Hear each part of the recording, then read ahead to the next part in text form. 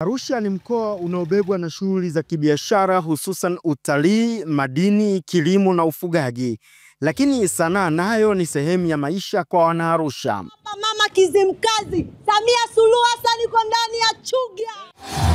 Ahadi za Dr. Samia ndani ya uwanja Sheikh Amri Abeid Kaluta ni maboresho zaidi katika huduma za kijamii, ujenzi wa barabara, vyuo vya ufundi, viwanda, kukuza utalii, sekta ya madini na hatimaye kuweka mpango kazi endelevu wa kuendeleza mashamba yaliyotelekezwa. Mashamba haya yamefikia pahali ambapo wawekezaji wameshindwa kuendelea nayo.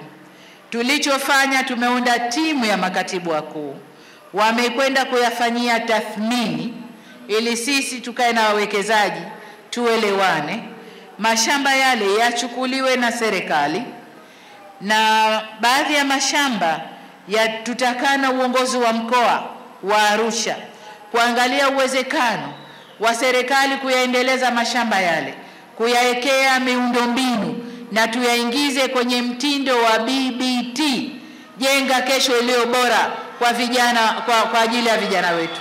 Mheshimiwa mgombea, utakapoapishwa naomba tukumbuke Arusha jiji barabara, ili tuendelee kuwahudumia wageni wetu vizuri.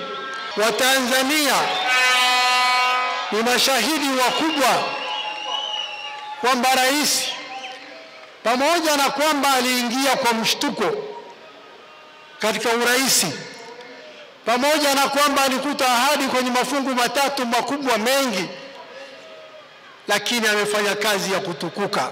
Ni kutoka katika falsafa ya kazi na utu, tunasonga mbele. Hiki ndicho anachoendelea kukihubiri Dr. Samia wakati anatoa mwelekeo wa Tanzania inayokuja, ikiwa Watanzania watampa ridhaa ya kuliongoza taifa katika kipindi cha miaka 5 ijayo.